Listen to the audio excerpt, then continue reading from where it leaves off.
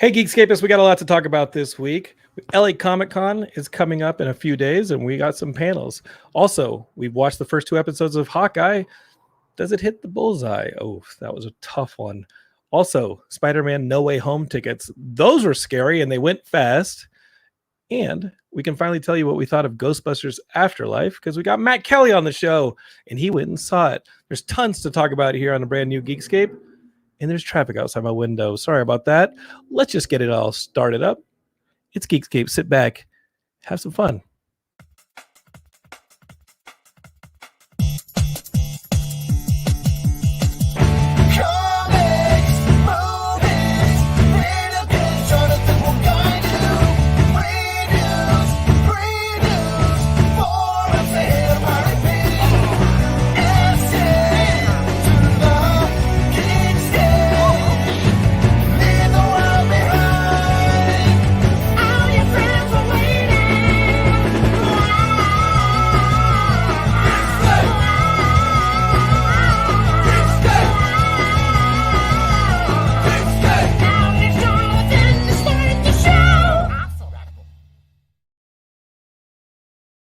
Hey, Geekscapists, why don't you bring up a little drink? Maybe you're driving, but get a little glass of water. That's what I just did. And let's start the show. We got lots to talk about on this episode. I'm Jonathan London, your host. If this is your first Geekscape, hey, we're going to be talking movies, video games, comic books, pop culture, all that stuff that, I don't know, your parents were like, when are you going to grow out of this? Not here. Not now. We celebrate the Arrested Development here on Geekscape and all the fantastical stories that we continue to celebrate. Okay, so where to begin? Where to begin? Really, I think where to begin is that we have a massive event coming up on December 17th, and I need y'all to know all about it. That is a few things. First, it's going to be a 15-hour live stream. You're going to be able to see it right here on this channel if you're watching on YouTube, Facebook, Twitch, maybe on the Twitter. Maybe. I don't know if that's set up. I know it's set up on my account, but Matt Kelly is running it, so maybe we can set it up on his account. But if you're watching those live feeds, you're going to be able to watch 15 hours of live streaming Geekscape content. Every show pretty much from across the network is a part of that. So we're going to have Matt on here in a few moments to tell you about, just really, I can't keep track of it. Everything that we've got coming down the pipe on December 17th. And it's all going to benefit Big Brothers, Big Sisters. That's right. We're going to be raising money, tub thumping for our good friends in Big Brothers, Big Sisters there in New Jersey. It's going to be a lot of fun. We're going to do a lot of good. And we're going to have every show pretty much represented. So you're going to get the full Geekscape Forever experience. It is topped off. There's a little bit of a cherry on top. This is our 15th year as Geekscape that we're going to be celebrating in December. So right here in Los Angeles, there's going to be a live show. The final hour of the live stream, and I don't want y'all being cheapskates if you're here in LA. If you're here in LA, you got to come. We're going to be at the Yard Theater on Melrose, and we're going to have a live 1-hour show where there's a Geekscape variety show. We got acts, we got danger, we got excitement, we got all sorts of stuff. Probably no fire, but that's going to be an hour starting at 8 p.m. If you are not in Los Angeles, you can watch on the feed at home. If you're in Los Angeles and you're cool with going out, there will be vaccination checks. Please wear a mask in the theater. And we're going to be performing on stage for an hour, and we're going to be followed up with our good friend Scott Klopfenstein. He's been on the show many times. He has a brand new band around him, and he's going to give a fantastic set right as Geekscape closes down. Maybe we're going to add that to the feed. Maybe we get a bonus 16th hour on the feed where we get Scott and his music. If not, you got to be there live. It's real easy to get tickets. It's tinyurl.com/Geekscape15 if you're here in Los Angeles. I'd love to see your face. tinyurl.com/Geekscape15. And I think we're going to sell the place out because there's only like 65 seats. It's a very intimate experience. It's going to be very intimate. And lots of surprises. I know we're going to be giving away prizes. We got some gift sponsors. Christmas comes early. All right. So I don't know what else there is to say, but you're going to want to be there. It's going to be a lot of fun. And Geekscape forever, right? Okay. Enough of that. Love you so much. Let's go ahead and do a few things. Let's hit that share button. Send Geekscape out to all your friends. If you're watching this live, go ahead and Share it with your friends. If you're watching on YouTube, hit that little bell button or whatever that is. You know that little bell that's down there, and it's like, oh, Geekscape's coming up. They have a show. I want to be in front of my computer for that one. Or if you're not catching this live, if you're listening to it on the podcast, or maybe you're watching the video on some other feed, hit the share button. I know they got the share button right there. I know it's right there. It's like right there. Just take a moment. Stop. Don't do this in traffic, but stop it. Look at your phone, look at your computer, and see that little share button. Click that and send it to like 5 of your friends. Maybe you don't have 5 friends because this is Geekscape, but you should. Maybe you make a friend. Just randomly Geekscape spam. Just randomly send it off. Today, you are the Nigerian prince. And just send it off. Be like, hi, we have a show for you. And maybe there are riches. Don't get us involved in some phishing scheme. All right, we got some comments here. Derek Crandall says, Ghostbusters, Afterlife, and The Mitchell versus the Machines are the 2 most fun movies I've seen this year. Okay, cool. And Derek says also, I'm going to miss you all this weekend. Derek is not going to be at LACC, so sorry about that. And then here we go. Big Yanks with the tough questions. How does Matt have time to be on podcasts, watch shitty horror movies, and also shitty Christmas movies? Well, I'm glad you asked because I myself am concerned about him. And here he is. Matt, you got some explaining to do. Big Yanks in Long Island wants to know, how do you have time to be on podcasts, right? Like this one, and also run half the network, watch your shitty horror movies, and also watch like 17 crappy Christmas movies a day. What kind of, I'm going to say cloning or temporal displacement are you partaking in, Mr. Kelly? Explain yourself. It is called multitasking. And what I do is rewatch a lot of things I've seen a million times. So like, I don't need to pay attention to the Christmas Prince necessarily on Netflix. I just got to throw that on in the background while I'm editing Christmas 365, or while I'm editing Horror Movie Night, or while I'm editing Before My Time with Kelsey Laurie, or One Hit Thunder, or The Roaring Twenties. Man, stop with the plugs. Okay, stop with the plugs. All right, you little hooker. Let me tell you something. This is how much I love Matt, because he's still a part of Geekscape. Every time I give a great episode, let's say it's the Eternals discussion with Ian Kerner, or last weekend we had the writer of the brand new HBO movie 8-Bit Christmas on the show, Kevin Jakubowski. This little guy doesn't share the episode at all. We had the director of Kickboxer on the show, and this guy, not one tweet, not one share, not, hey, you might check this out, you might think it's tight. The second of fucking Alligator 1 and 2 get Blu-rays, this guy's like, hey, it's tight. This movie the second that this movie, this trash movie or garbage movie, he doesn't do it. Masterpiece. Amazing. Shut Top up. 10 films Shut of all up. time. Shut up right now. We're going to do a little thing right now. Okay? Better than the Kickboxer. Matt, shut up. Okay, this is called tough love. Okay, yesterday we had a good conversation. We had good love. All right, where I talked to you and you were bummed out. Today, though, I'm going to go to, this is what I'm going to do, Geekscape. I'm sorry it came to this, but I'm going to go to Matt Kelly's stories, and I'm going to go through his stories, and we're going to see on his Facebook whether, what the ratio is of him sharing fantastic Geekscape podcasts content. I don't have to tell you this. I mean, all our subscribers, y'all are watching right now. The Geekscape podcast we're running on all cylinders here. Does this guy, the head of our network, does anything to share that?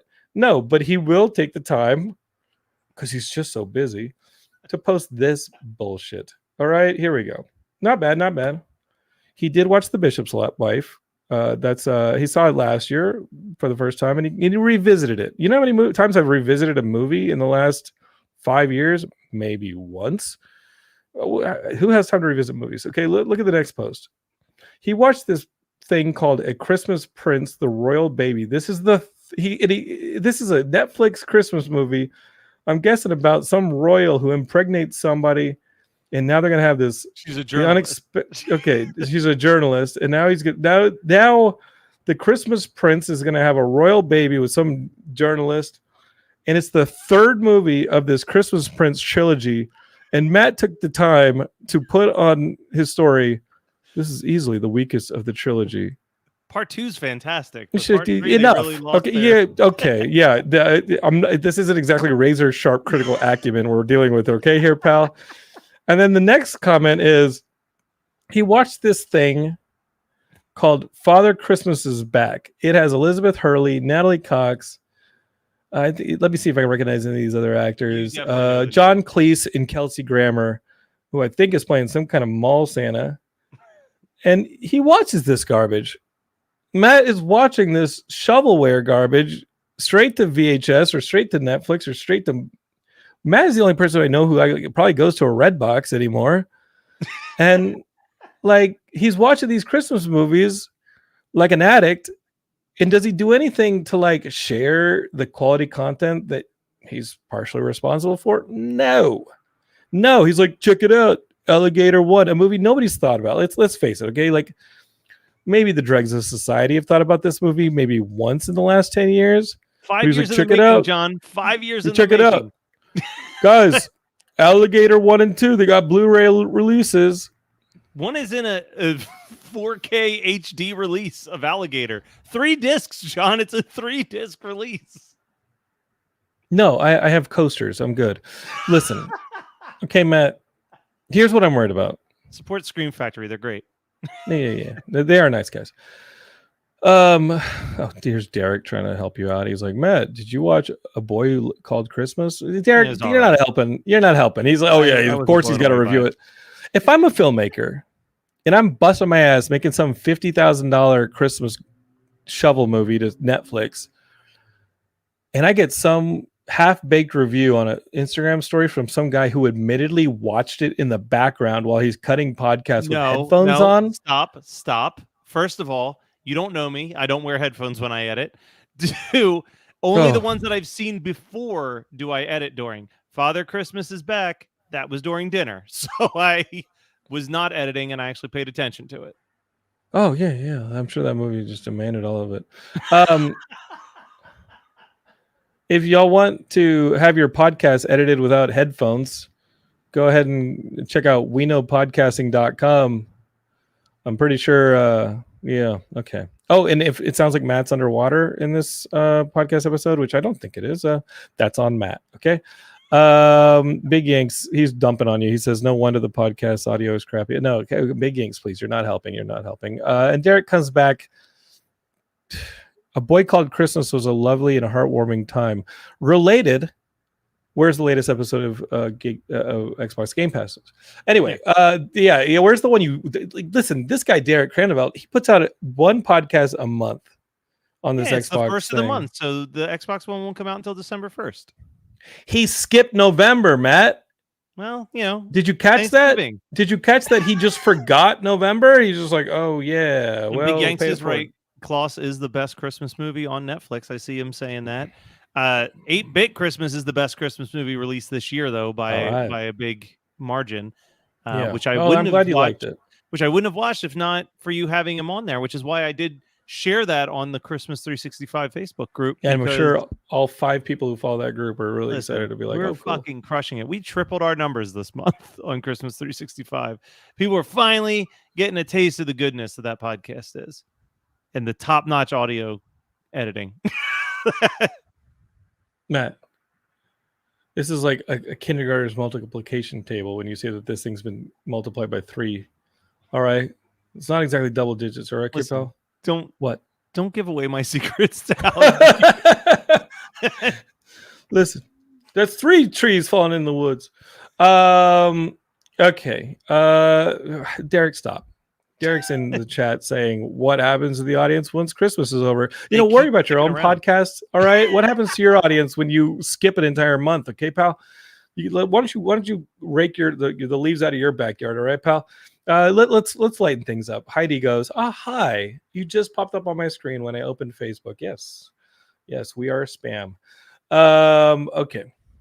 Matt, we got serious business to talk about. Not that wasn't serious business, because I would like to see a correction immediately in the promotion of the network. Okay? Forget the network. This show. Yeah, I was going to say, this has nothing to do with the network. I don't know. I want to just give me one tweet a week. I know you have 7 followers. What are you doing? If y'all are watching this live, like Matt is moving the like computer. I'm a mile away. I was like, I gotta fix this because you never brought me up on the StreamYard screen before we went live. I couldn't see what I looked like until it happened. Well, I think I speak for everyone when I say, "Can you put the computer back now?" Listen, podcast listeners, y'all are good, but that's sometimes you don't want somebody that close to the camera. You know what I'm saying? No, I'm kidding. All right, Matt, we love you, and we're going to see you actually in person. So there's going to be a lot of in person coming up because we got LA Comic Con this weekend. Can we discuss the order of events for LA Comic Con? That is this weekend. It's the LA Comic Con. Matt, you're coming into town for this. Yeah. Why? Well, one reason is because Fantastic Fest seemed to go very virtual this year, and I didn't want to fly out to Austin for it anymore. But Yeah. so that opened That up a makes week sense. in my calendar. But also just because I want to see all y'all. I want to see you. I want to hang out with Kate. I want to finally meet Gelsey. I want to meet Katie for the first time. I've never met Katie before. So there was a lot of things I wanted to do. I guess Shane's also going to be there, so that's like an obligation. And then That's how you define an obligation. No, but I mean, it's going to be a good time. It's been 2 years since I saw most of you, and I just, I felt like, why not do it? I've been working. No, we already talked about that, pal. Listen, but all no, right. I was gonna say, in order to be able to do this trip, I'm actually done editing all of the podcasts and videos up until the 14th of December just to get us ready for that. But Big Yanks just caught me. He goes, Jonathan, that graphic you just put up on the live stream, those are the 2019 dates. Okay, so just know this weekend, December 3rd, 4th, and 5th, there's going to be LA Comic Con. Okay, so thank you for catching that. Big Yanks are very he's very astute. Yeah, he's if there's anybody who has that eye, it's Big Yanks. So maybe we should have Big Yanks cutting some of these podcasts. Oh yeah, no. What's the worst that could happen? What's the worst that could happen? All right, so Matt, you're coming into town. What are you actually looking forward to, dude? Literally just seeing everybody. I mean, hanging out with you. Like I said, meeting Gelsey finally, meeting Katie finally. I'm gonna go to Disneyland for a day, which I've never been, so that'll be fun. But it's pretty much just gonna be like arrive, Geekscape planning with you, LA Comic Con, Disneyland, go home. So, as in most trips, it's going to be a lot of fun, but there's going to be an element of work involved. I'm going to be on stage twice, so that's pretty exciting. Ooh, okay. Talk to me about that. Like, what's going on? You're going to be on the stage. Yeah, well, you're going to be on the stage for a couple things, but yes. But I'm going to be on the stage with you on Saturday night at 5 p.m. We're going to try to get some comic book experts to figure out how we would make like a ForceWorks comic work or some shit like that. How are the ForceWorks going to fall into the MCU? You know what I mean? Yes. Like, so here's the pitch. Let's see. I've got this panel coming up. I got a couple panels there on that Saturday. Let me see if I can throw a little graphic on here, Geekscapists. But if you're at LA Comic Con, there's gonna be a lot of fun stuff for y'all to take a look at. We've got on Saturday. Look at that graphic. I'm gonna be doing the fantasy storytelling explosion. That's where we're gonna talk about like, hey, the popularity of like fantasy storytelling. What is all that? Like, it seems like everybody and their mom has some version of a D&D playing live over Twitch show. So where'd that come from? Obviously, there's a new Lord of the Rings series coming from Amazon next year. I think September 2022 is when we're going to get that brand new Lord of the Rings. I just saw a solicitation in my inbox for that one. And Heidi and I just started watching the Robert Jordan adaptation of Wheel of Time. That it's also on Amazon. We started watching the first episode of that. I got to tell you, it was a little slow. And as soon as I tell Heidi, like, I like it. I like the production value. Everything seems to be working here, but the story's a little slow. The end of the first episode, like 3/4 of the first episode, they established the world. I'd read these books in middle school, so some of it's familiar. Kind of familiarizing myself with a bunch of stuff. And then it just goes straight action for like 15 straight minutes. It's just action. And I was like, now we're talking.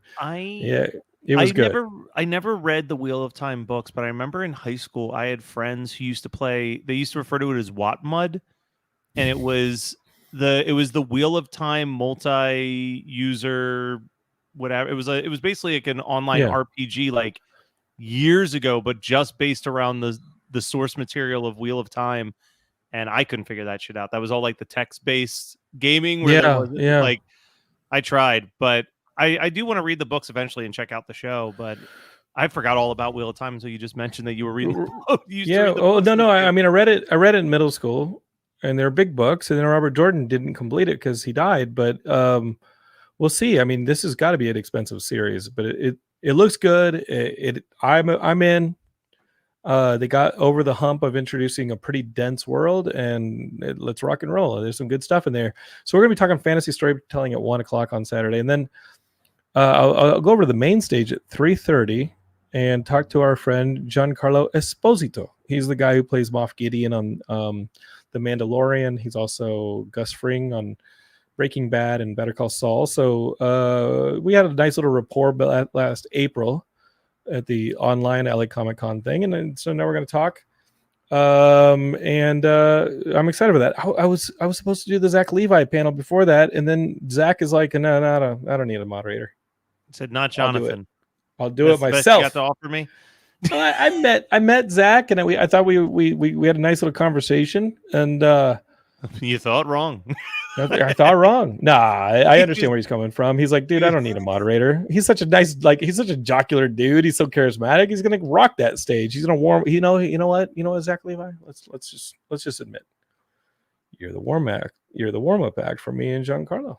That is true. That is what's happening there. You know what? I respect that. Zachary. You are the warm-up act for Giancarlo. You know, I would have loved to do a panel with Zachary. He's awesome, and I would like to talk to him this weekend. Zach, if you're listening, he is an avid listener. If you're listening, let's have a little talk behind the scenes and see if you want to do a little Geekscape later on.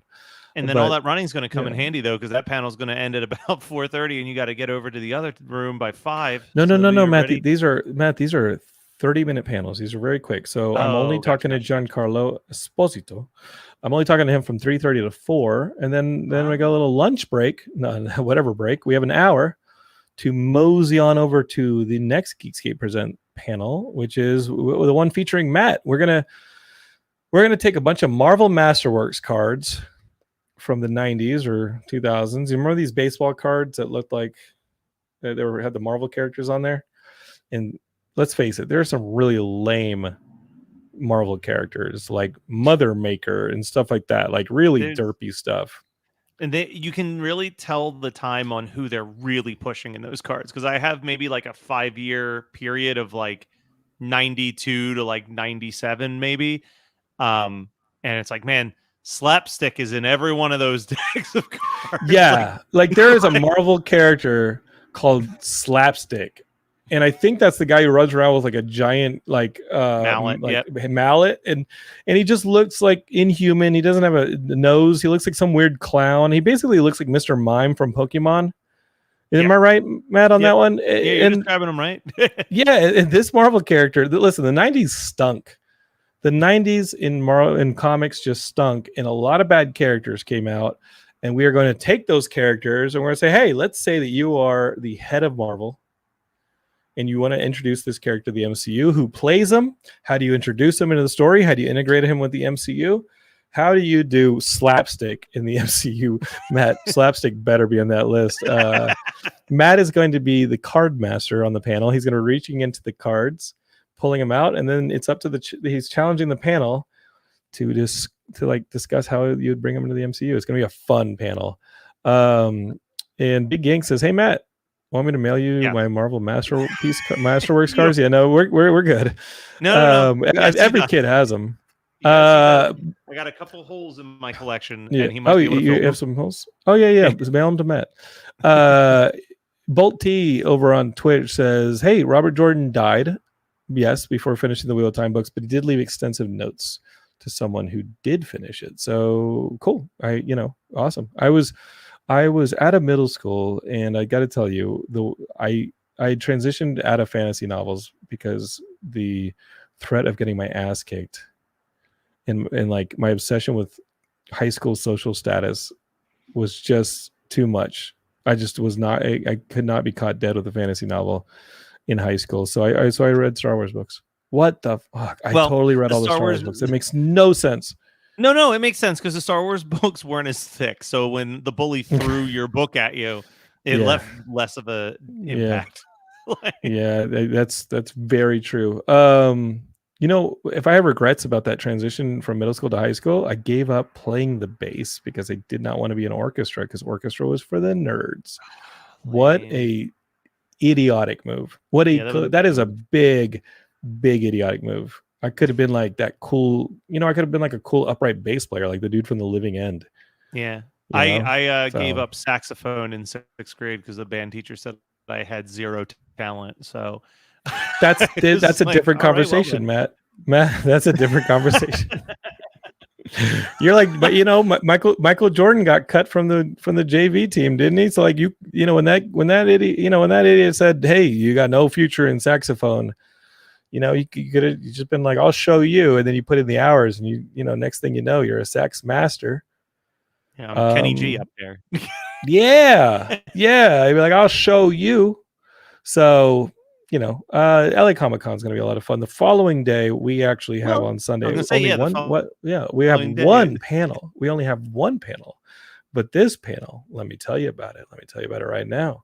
This next panel, that's the big humdinger at noon on Sunday. Go ahead and bring your lunch into the panel room. We're good with it. Go ahead and eat during the panel. We got celebrating 15 years of the Geekscape podcast. It's going to be Matt up there on the panel. Katie.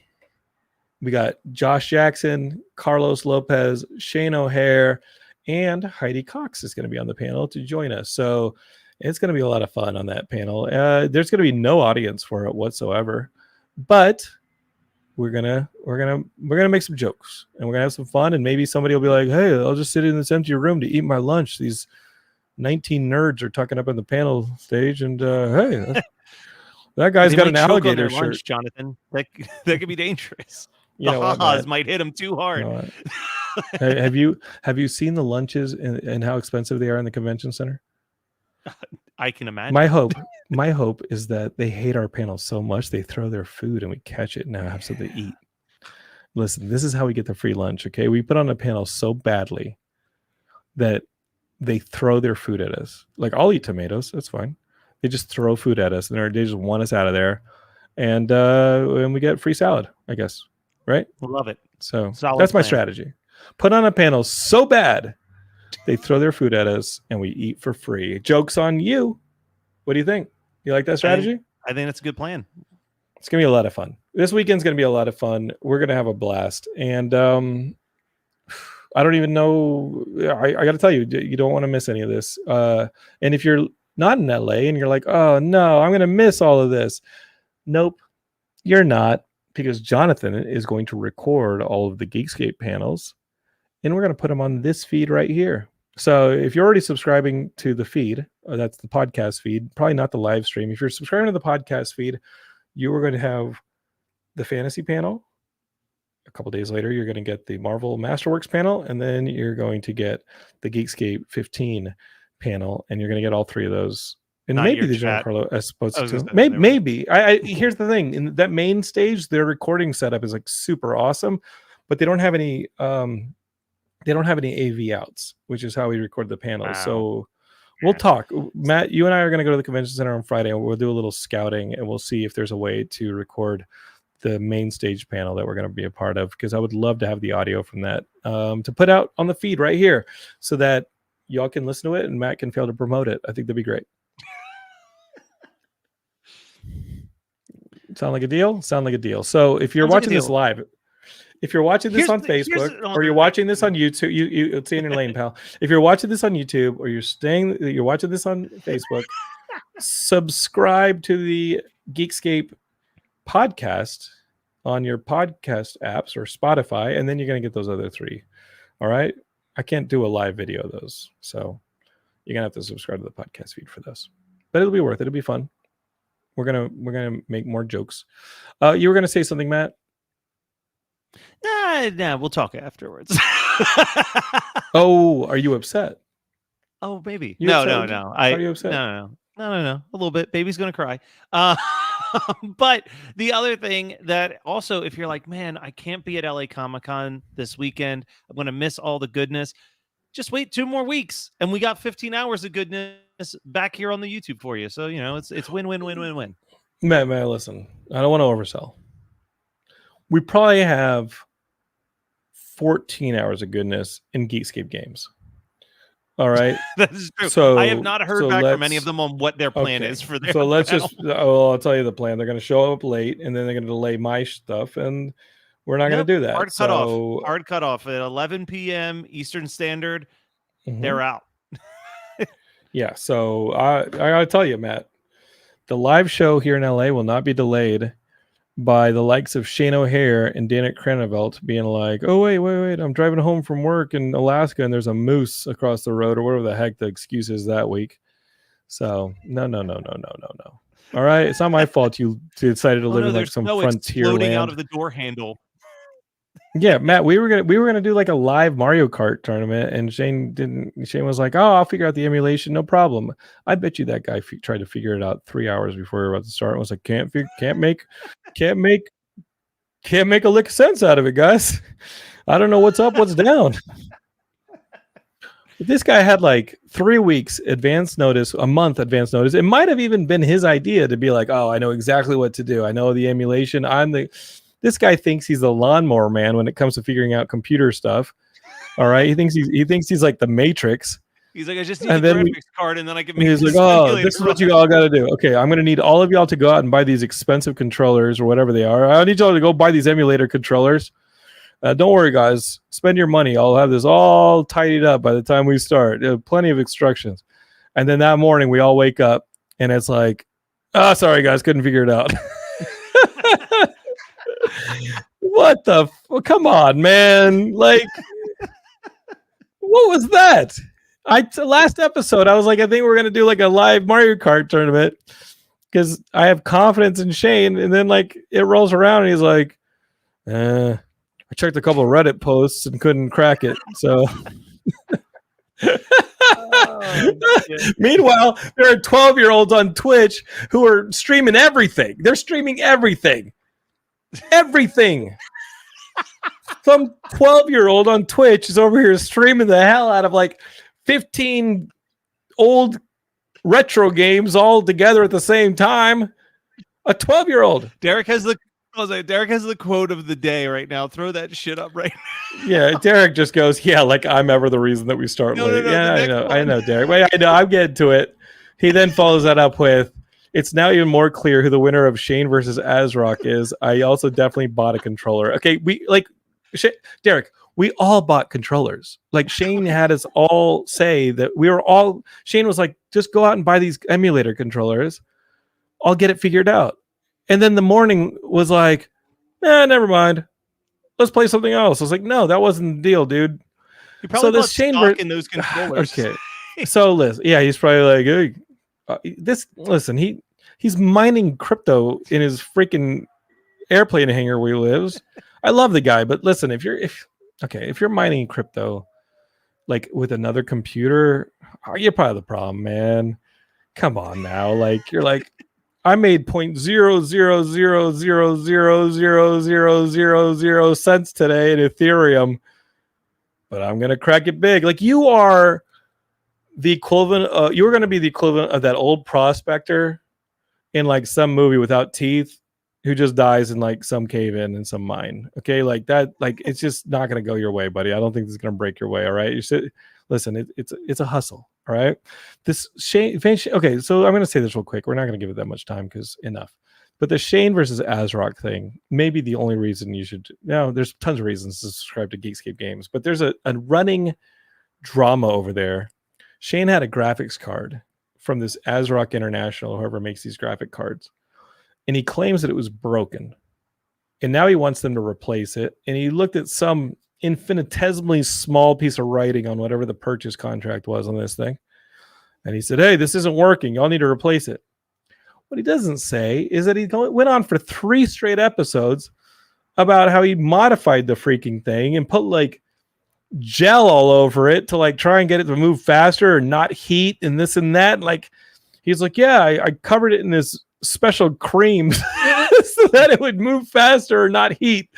And then I like smoke was coming out of my computer, whatever the heck. And then he learned that like all he had to do was separate the card from the rest of his computer with like a tiny washer. Yeah. And he got that off of like some 12-year-old again on YouTube. I was gonna say, you know, those like the fake memes that are like how science works, where it's like, did you know? Oh, yeah, like, you take aluminum, you take a battery, microwave. Yeah. Here's the one. Here's the one. James was watching. Okay, so, God, Bolt T, we've lost him. He goes, Ethereum is a platform that will host tens of thousands of utility coins. There will be plenty of opportunities to get into these early and make bank. All right. There's gold in them hills. So there's one where like you take a battery and I think you put salt, you like, you put salt in like a glass of water or something, right? Like you fill like a bunch of like a glass of water with a bunch of salt and you're like, oh, it ionizes the salt. And then you take a battery and you put it in the water and it creates like a little cyclone in the water. And that one was going viral until somebody said, hey, wait a minute, stuff's moving a little funny. And not the stuff in the glass, the stuff outside of the glass. It was all reverse.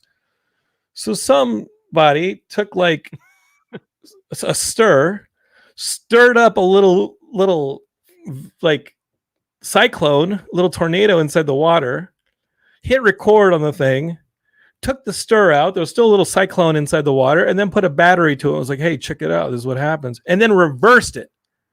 And a bunch of people were like, daggum, that's some good science. No, it's bad science. All right. It's like you got duped. Okay. A lot of dupes going on here. All right, Matt. A lot of dopey stuff going down here. All right. There's gold in these hills. No. Fake news. Okay. So LA Comic-Con this weekend. Matt, I'm looking forward to it. I got to tell you, I woke up at 3 o'clock this morning. Because I had a little bit of a panic. Spider-Man No Way Home tickets went on sale, and then they sold out really, really fast. And I don't know what I wasn't thinking. Let's just be clear. I was not thinking. But what was happening was throughout the pandemic, there's not been a lot of theater going down. You go to movies and they're not very full, which is good. I like that. I don't want no Unicron virus, okay? The Omicron or whatever this new variant is, I just call it the Unicron one, right? After the Transformers character. The Ethereum virus, yeah. Yeah, the Ethereum virus, whatever it is. So I thought I could safely wake up today and the Spider-Man No Way Home tickets are easily acquired like they were for Black Widow, Eternals, Shang-Chi, like all these Marvel movies were fine. People love Spider-Man because at 2 a.m., 3 a.m., I wake up and I can't go back to sleep. I turn on the Twitter and people are yelling, I scored Spider-Man tickets. I scored my Spider-Man tickets. These just tons of tweets. People saying, I got Spider-Man tickets. Yes. Oh, I lost out on Spider-Man tickets. It's 3 a.m. Usually Ian Kerner has a plan where he'll get tickets for all of us and we'll go see Spider-Man or the Marvel movies the day before it's released, right? So here, Spider-Man No Way Home is being released on the 17th. I'm not going to go on the 17th. I'm going to be doing a live show here in LA on the 17th to culminate our 15-hour live stream. We got a big day on the 17th. I'm not going to go see no Spider-Man on the 17th. I want to see it the day before. Will there still be tickets? I'll tell you. I went and checked Thursday night. It was bad. It was like wheelchair seating left. And it's 3 a.m. So at 3 a.m., I'm not going to be like calling Ian and being like, Ian, get up. It's an emergency. There's tickets already selling out. Like, we got to get our Spider-Man ticket stat. It's 3 a.m. So what do? I'm smart. I find 2 tickets for a reasonable showing on Thursday. I kind of nudge Heidi. Heidi's sleeping, and I go, hey, Heidi, I hate to bother you with this, but it's really important. She's like, what is it? What's wrong? And I go, you want to go see? Will you be back from work in time to go see Spider-Man at 4 o'clock on Thursday? She's like, what? just yes or no, baby. Just yes or no. She's like, yeah. I'll just meet you at the theater. because she gets out of work at like 3, right? She works at school. I'll just meet you at the theater. Okay, thanks. Bye. Bye. I'm like, okay, I'm taken care of. So in the morning, Ian wakes up to my panic texts. He was like, oh no. I think he's fine. I think Ian is fine. But here we go. Is he though? I mean, not just about the Spider-Man tickets. Oh, no. Ian is he's a rare bird, man. And it's his birthday this week alongside mine. So Ian, happy birthday, buddy. You're weird. I love him, but he's weird. Okay, Bold T's still going on. Look at him. He's like, when movie tickets are sold on the Ethereum blockchain, you can buy on the second market and not need to worry about buying fake tickets. Tech that solves problems go mainstream, but buy Ethereum. No. No. I like your one-word review of that message. I don't even know what he's talking about. When movie tickets are sold on the Ethereum blockchain, I get it. Okay, cool. You can buy on the secondary market and not need to worry about buying fake tickets, right? Because Ethereum has like 90 million characters in their code, and there's no replication. You know what else I can do? I can just buy a ticket, like at a theater. I still trust the current like mode of operating. Like I still trust. Maybe that's where you fail, bro. That's where you fail. You're not elevated. You're not evolved enough to do this. No, it works. So until it works, then I'll read into the Ethereum thing. Okay.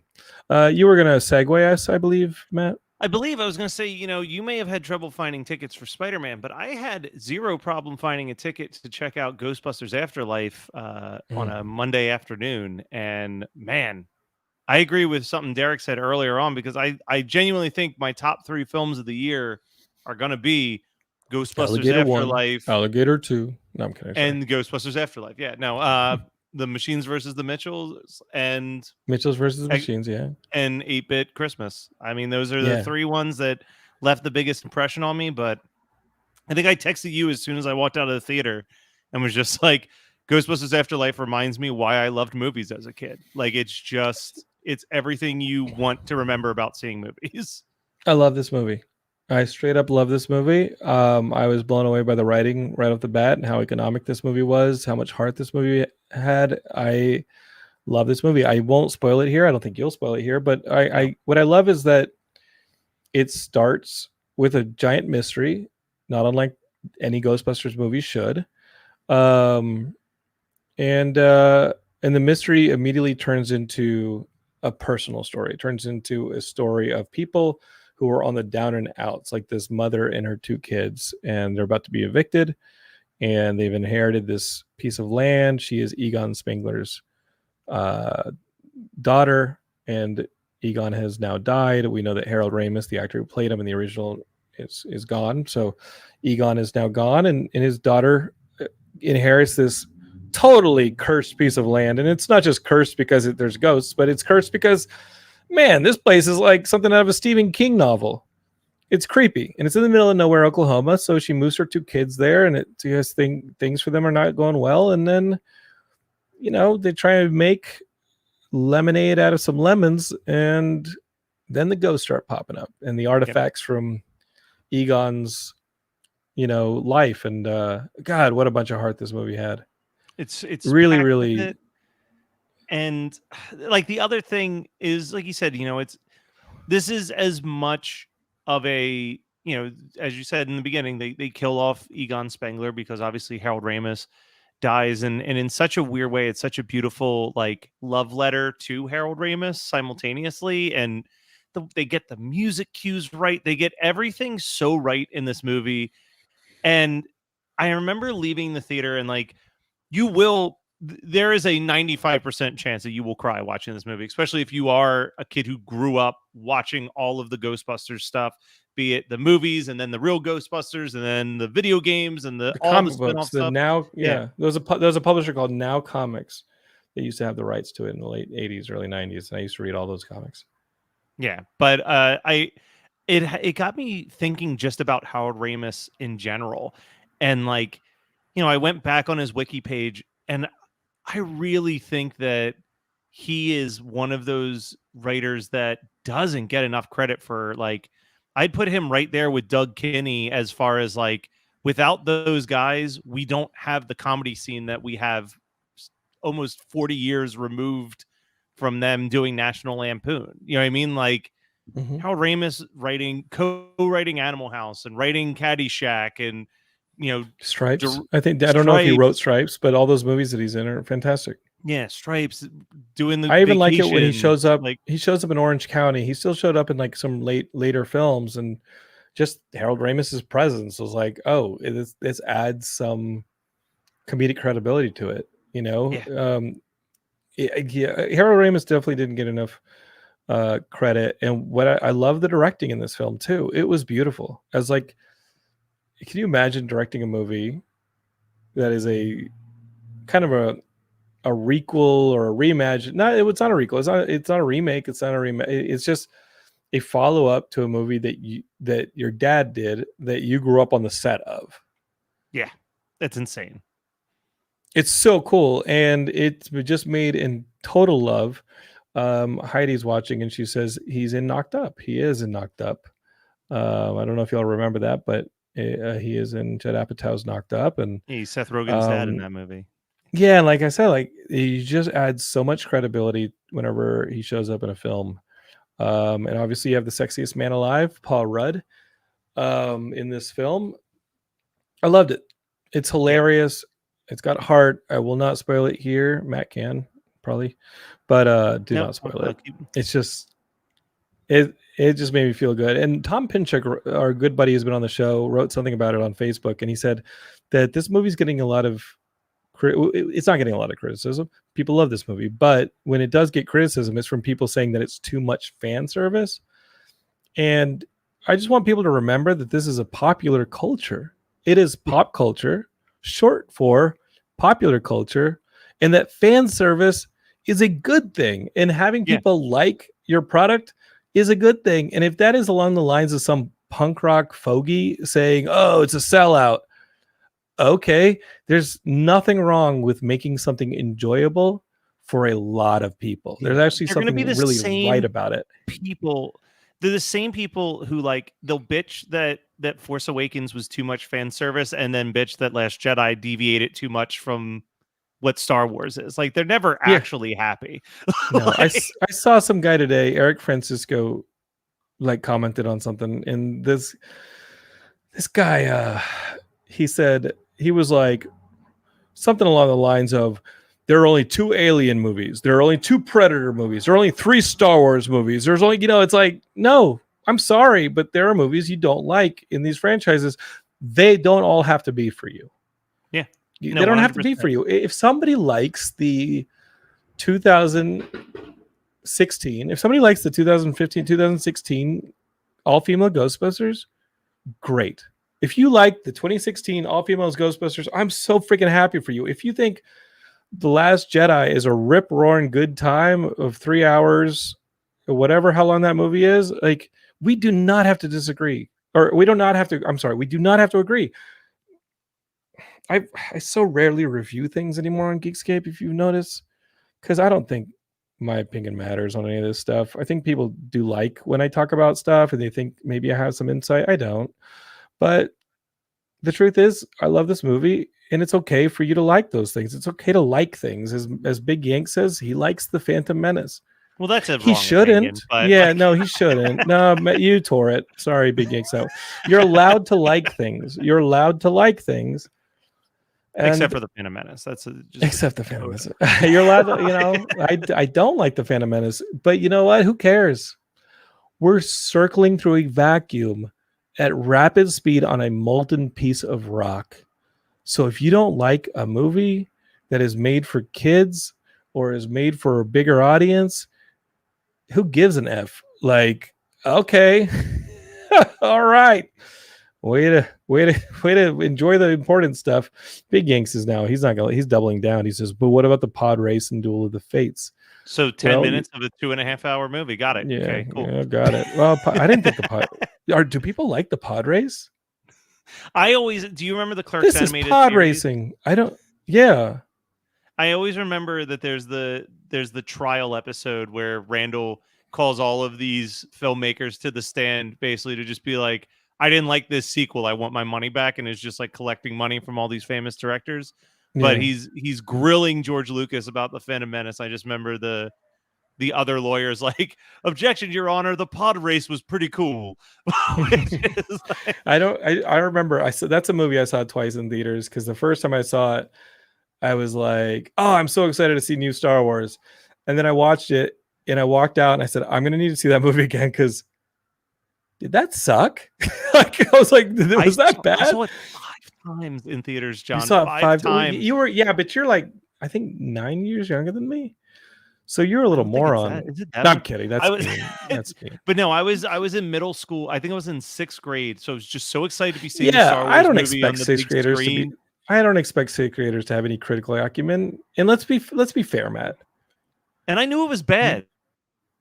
you watched it 5 times and you knew it was bad because I'd be okay with you being like, I thought it was good. No, You're in sixth grade. You knew it was bad. Well, you're pretty smart, sixth grade. Well, then what I happened? think Why I are you just watching all couldn't. this trash now? I think it was like this. No, I think that's exactly what happened. I got Stockholm syndrome with Phantom Menace that I Yeah. couldn't break free. Yeah, I just remember people being like, "It has to be good." No, it's good because I've been.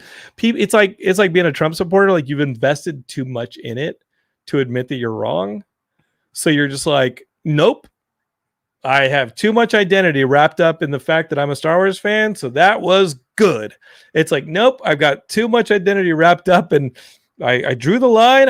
I'm all Trump all the time, so you can't admit you're wrong now because you know you're all in. Yeah. And if you admit you're wrong, then there's something wrong with you. Just admit you're wrong. Like I I admit I'm wrong every freaking day. Like I'm usually wrong. Being wrong is awesome. Yeah. We should change Matt that because we're MacGyver. getting some really angry Star Wars stuff. Yeah, well, Going on. Matt MacGyver. I think Matt MacGyver. I think he's one of the smartest Geekscape is. I don't really I talk agree. to Matt that much. We exchange a little bit, but in all sincerity, like seeing what he posts sometimes it's really funny and sometimes it's very thoughtful. It's always really good. Matt MacGyver is an OG Geekscapist, and I have lots of respect for him. We just don't interact that much. And he just wrote, "There's a good story hiding in the Star Wars prequel trilogy." I agree. The Topher Grace fan edits highlight that. There's not a good story hiding in the Disney trilogy. I think you're right. I think that the sequel trilogy felt like yeah, that was thin. That felt like a lot of committee work to put those stories together. Wow, we started with Ghostbusters Afterlife, which is how you're supposed to continue a series, and we started talking about Star Wars. This is definitely Geekscape. Yep. So Matt, talking about the continuation of like childhood series, we have to talk about this. We just have to. This week we had a brand new release. Do you know where I'm going with this? Yes, you do. There's a new iteration in the series, and that is Clifford the Big Red Dog. Yes. Finally. Did you think I was A going to talk about? You thought I long-awaited was going to. follow-up. You thought I was going to talk about. You thought I was going to talk about like Hawkeye? No, let's not talk about Hawkeye quite yet.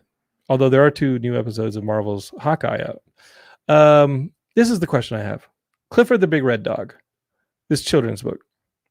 Now it's a movie, and the dog is super realistic. This CGI dog is like, he does not look like the cartoon Clifford. He looks like a real dog. That's why I have to say it's like my Batman thing, right? Like if you're going to go realistic with Batman, you have to go all the way and be like, okay, you want to do realistic Batman? Then let's talk about how the fact is he's a billionaire who embezzles from a publicly traded company to build tanks and Yep. like violence weapons. Like, so he's super cop. He's basically a cop with nobody to answer to. And he's just like beating the shit out of people rather than taking his billions of dollars and investing them into Gotham City, not looking like a toilet run by clowns. Okay. So like, he's not a hero. He's a fuck up. Clifford is a giant red dog. Have you ever owned a dog? Like they pee and they crap everywhere and they shed. And I love dogs to death, but they have to be cleaned up after. They do get into hump stage. And it leads me to believe there's a lot of destruction in Clifford's wake. So I ask you, and I asked this today, is Clifford the Big Red Dog a kaiju? I think so. I mean, I'm not familiar with this Clifford that you're speaking of. The Clifford I grew up on is played by Martin Short, and he was a real bother Oh, to oh my God, to Matt. his uncle Martin. When But when that movie came out, there were two movies that I remember. My parents my parents divorced in like the late 80s, and there are two movies that they stomached each other enough to take me to together. Like post divorce, I will put up with you. I don't know how they felt with it. It's like they took me to see Clifford. That probably didn't help things. And they took me to see Back to the Future 3. And they are both fond memories. So yeah, I remember Martin Short's Clifford, definitely in Kaiju. But yeah, whenever you mention that movie, I just got because that is the memory I have. Is that I don't remember a thing from that movie other than like who's in it, but it's got a and it was horrifying really third act. weird. It's Yeah, got like it's a legitimately horrifying. scary third act with like a But giant animatronic dinosaur head like Yeah. about to eat Martin Short. I do remember, but really the memory of that movie is that my parents sat with me and watched it. I guess I wanted to see it. Yeah, it's really sweet. That's actually a really sweet memory. But that Anyway, does not answer the Kaiju, question. yes. I think so. Okay, I think you make a good argument for the Kaiju thing. Okay, here's the reason it doesn't work. With like Kaiju, the definition of Kaiju, I had it earlier today, but Kaiju is a Japanese word that means a strange beast. Okay, which yes, Clifford is a part of it, but culturally, I think that it needs to originate in a Japanese piece, which Clifford does not. Clifford is not a Japanese creation. But he definitely fits the strange beast terminology. Does that make sense? So like, I think that the fact that yeah, we don't know how this movie starts. Like, yeah. There could be like a radioactive meltdown or something. Yeah, you're right. We haven't seen the start of this yet. Maybe Clifford got into some bad shit back in 1942. Or there's like a tectonic plate shift and like gas gets released out of something and Clifford smells it and turns into this giant dog. You're right. Yeah. Okay. So okay. Well, I got to tell you, I posed the theory or the question on my Facebook, and I got some really enjoyable responses. I love that people like got into it. Jim Pelgrinelli says it depends on how much of a city he occupies that he directly destroys. That's true. Kaiju do destroy cities. And I said, hey, that's the poop thing. Like, you got to follow this dog around with a fucking wheelbarrow to clean up after it. And then somebody else says like he humps things. And what about the red rocket? Like, dogs have the red rocket. We got people say, somebody said I had to look up Kaiju. How dare you? And somebody, Chris Robinson, we love Chris Robinson, said he's just an abomination against God. That's what he is. And a lot of people said like that would be a really fun movie. Luckily, our good friend, our good friend Andy Rattinger made up this graphic. You ready for this? This graphic is awesome. Fucking incredible. He made this poster. They don't need to see our faces right there. Boom. Look at that. Godzilla versus Clifford. We got this is the movie right here. Godzilla versus Clifford. I don't know who wins on this thing. John, you got to send that to me so I can put that on our social media instead of an episode, anything about Geekscape, the podcast. You shut the hell up. What you're gonna do is you're gonna share this. This is what you're gonna do, Matt. Let me tell you how to do the job. Ready, pal? You're going to share this image and you're gonna ask, is Clifford the big red dog, a kaiju, discussed on the most recent Geekscape? Here's the link. You got me? I got you, sir. Okay. Listen, pal. I'll replace you with Shane O'Hare and no, I won't. No, you won't. No, you have no worries on that one. The network will fall to shit in 2 days. More so? How dare you? How dare you, London? Okay. So Clifford, the big red dog. I'm going to say kaiju as well. I think you're going to say kaiju. Yeah, I'd because vote you're right. kaiju. We don't know the origins. A flying saucer could have crashed into a puppy shelter or something. I don't know, like whatever. There's a million ways that kaiju get created. Usually involves radioactivity, weird gas, or aliens stuff. So yeah, he's straight up very potentially a kaiju. I think that we learned a lot today. I think that we This was an discussed educational episode some of really Geekscape. some important stuff. Okay, let's actually get to Hawkeye and let's talk about it briefly, and then let's move on, my friends. And by move on, I mean we're going to move on to LA Comic Con this weekend. We're going to have those panels, and if you subscribe on the podcast, if you just subscribe to the podcast on your phone, maybe to Spotify or Apple Podcasts, whatever you use to listen to podcasts, you're going to get yourself the panels from this coming weekend. So look for those on the feed next week. All right, so we got this new show on Disney Plus. It is called Hawkeye, and it's got Jeremy Renner, Haley Satwell. Is that how you pronounce her name? She is awesome, Right? and they are the Hawkeye. Like they're both Hawkeye. Obviously, we know that Jeremy Renner plays Clint Barton Hawkeye, but you've got a new Kate Bishop Hawkeye, who is a college student who is like really, really good at marksmanship, and she's amazing at fighting, and she can do a lot of flips, but she's still a kid. I mean, a younger person, and she is kind of challenging the mantle of Hawkeye. Her mom is mixed up in some weird stuff going on at home. Her father dies in the opening during the Battle of New York scene in the original Avengers. I love the long take during that sequence. And I like, some people don't like the Hawkeye series, which I'm kind of shocked by because I actually really like the Hawkeye series, the first two episodes. I think that the writing is kind of economic and fun. It doesn't take itself too seriously.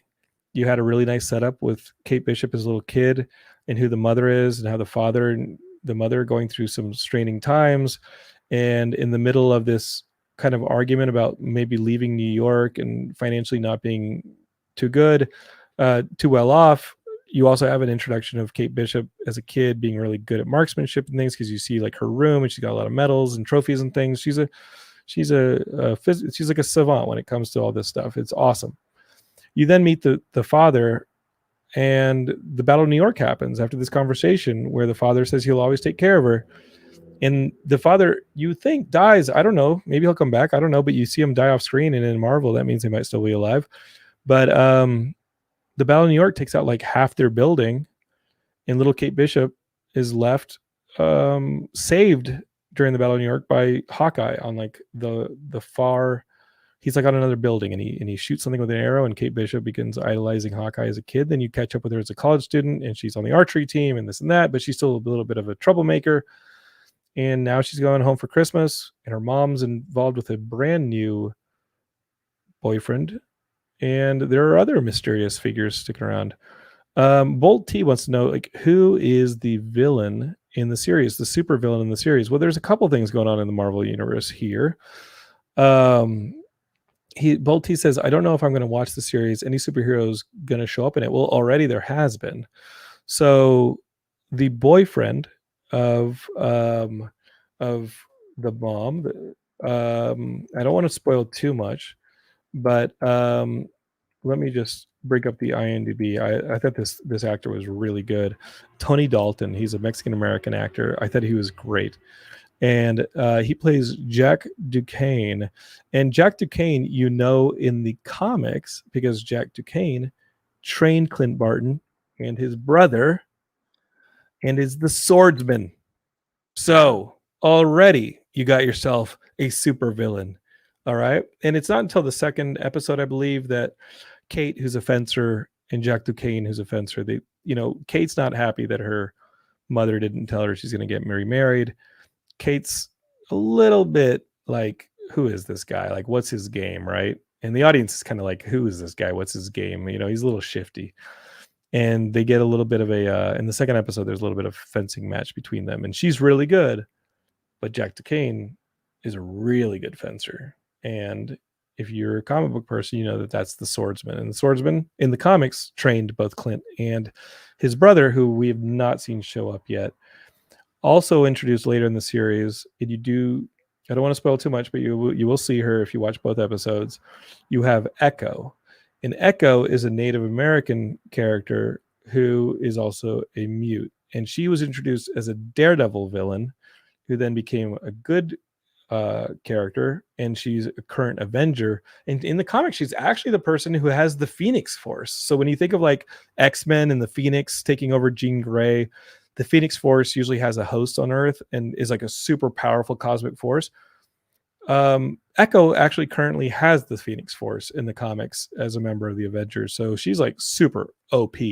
But when you do see her in the second episode of Hawkeye, and I don't want to spoil too much, but it is the first 2 episodes, you do see her very, very briefly, and you know it's gonna like an oh shit, she's gonna be coming in. She's a mysterious character. She was again originally a Daredevil villain because she works for Wilson Fisk, who is the kingpin of crime. So now let's talk a little theory, because Wilson Fisk was Vincent D'Onofrio's character in the Netflix Daredevil series. So Vincent D'Onofrio goes on Twitter and he posts about Hawkeye and he says, really looking forward to the series. Looks good. And of course, the nerds go crazy. I go crazy because I thought Vincent D'Onofrio was awesome as the Kingpin in that Netflix Daredevil series. And he's tweeting about a series on Disney Plus where one of Kingpin's enforcers, I think her name is Maya Lopez. If I'm wrong, the nerds will eviscerate me. What is the name? What is the original name of Echo? I'll find her. Maya Lopez. Yeah, that's Echo. I don't know if in Hawkeye, Maya Lopez is working for the Kingpin. I don't know if the Kingpin's going to be in the series. I don't know if Vincent D'Onofrio is just being fun, doing some fun with the audience. But holy shit, if he shows up as the Kingpin, I'm going to lose my damn mind.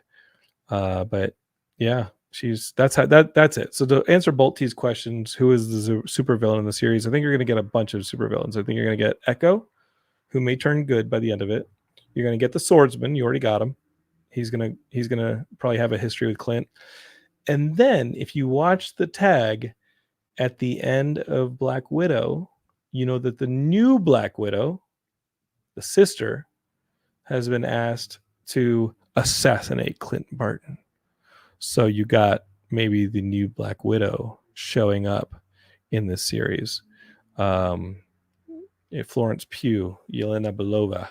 And if you look at IMDb, like Florence Pugh's already listed. So this is worth watching. I think that this Hawkeye is going to be very, very worth watching if you are a Marvel fan. This has a couple things integrated into it that are going to be big later on. I only was able to watch one of the 2 episodes because I hadn't gotten around to watching it, and then I realized I was going to be on this, and I figured we were probably going to talk about Hawkeye, so I figured I should at least watch one of them. And very Shane Blacky, just in like in everything. Like I was actually shocked that he's not really tied to anything with this movie, because it almost feels like a love letter to Shane Black movie. It's a fun, I like it. I think it's fun. It's lighthearted. I think people are being. I don't get the criticism, and people are like, "Wow, this is mild," or this is bland. I'm like, no, this is just fun, and I'm sorry that some dude with a magic whip or like some dude who has magic powers. I'm sorry, there's not a bunch of CGI garbage everywhere. You know what I mean? Like, this is fun. No, they must just have been watching What If again. Which hey, I was wrong on What If. I stopped enjoying that show, and then the last 2 episodes, holy crap, I loved them. Yeah. So What If turned itself around on me. Yeah, I don't know. I think my biggest problem with What If is that I don't feel like it's actually an adaptation. Like I was like, that is not the What If I grew up on, sir. That ain't my stuff. Yeah, but whatever. Yeah, no, I think this is going to be great. I think that this is going to be kind of the fingers crossed. Like I've complained to you about this before, but like I just want like a Marvel series that doesn't have to tie into all the big picture stuff and can be. I just told you it's gonna.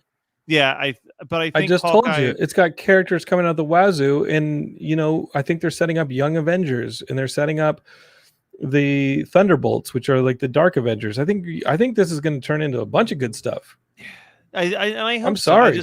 I would love for it to be like I guess I can't say that about WandaVision either, but like no, you're getting like a spin-off series now. Yeah, I would love like at least just one Marvel thing, one movie or one show that like you can just watch as a standalone thing and not feel like you need it to watch like 25, 30 things Oh, beforehand to be caught up. But okay, that's Eternals. okay, cool. Yeah. I'll go check that out.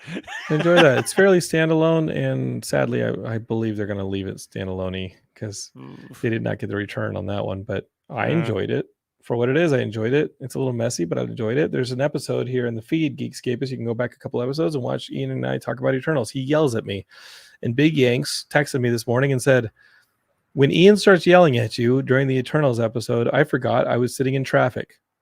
So I'm glad. I'm glad I brought you that joy, Big Yanks. And we'll see. We'll see. We'll talk a little more. We'll talk a little more Hawkeye as we continue in the weeks to come, and maybe Ian and I will do a wrap up episode when that's all said and done. Of course we will. We got nothing better to do. It's Geekscape. Geekscape forever. Matt, have you enjoyed your Geekscape visit? I always enjoy my Geekscape visit, John, Good. and I'm even more excited for the in-person version of a Geekscape visit. Yeah. All right. Well, I'm excited that you love it enough to not share it. So thanks. Geekscapists, don't rely on this man to promote your favorite podcast. This one, he's not going to do it. So if I could, and you're listening to this, hit the share button, send it to 5 of your friends. Or if you only have 2 friends, send it to 3 strangers and 2 friends and be like, hey, we have money. We're mining crypto as we speak. We're mining Ethereum. We have 38 cents built up after 3 years. What we're going to do, this is what you do. Whatever spam you just got in your folder, copy the body of the text. They got to be doing something right. Copy the body of that spam text, but at the front, be like, in like the header, and be like, hey, Nigerian prince, or whatever it says, right? Dear beneficiary, whatever. And then say, to collect, you must listen to this Geekscape episode. And then you have a link to the Geekscape episode. Okay? So that's what I want y'all to do. I want y'all to share Geekscape with 5 of your friends. If you only have 2 friends, take the body of the last piece of spam you received in your inbox, copy the body, post it in an email, send it to 3 randos, and tell them to listen to Geekscape, and they can collect their Nigerian prince money or their inheritance, or I need your help because I need to transfer the funds. I'll give you millions, whatever the heck it is. You know the spams. All right. So let's do that. Let's do that. And this weekend, we're going to be at LA Comic-Con. You should know about that. You should. And you should also just, subscribe to the YouTube channel. Check out some of the videos that are coming out and be ready for the 17th. Pretty tight. That's a great place to check it out on that YouTube. All right, Geekscapists. I've done everything I can to motivate Matt to help. So, Matt, go to bed. That's all I gotta say. Don't tell me what to do, John. All right, Geekscape. We'll see you next time on Geekscape. Thank you for being a part of this. Don't hate, create, and goodbye.